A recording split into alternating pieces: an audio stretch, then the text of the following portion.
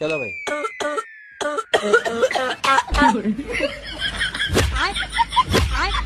बैगन।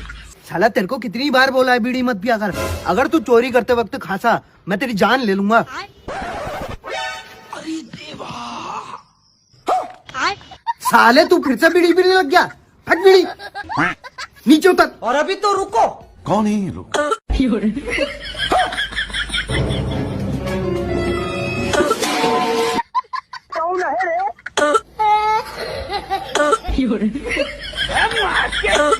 अरे खतरनाक लोग हैं।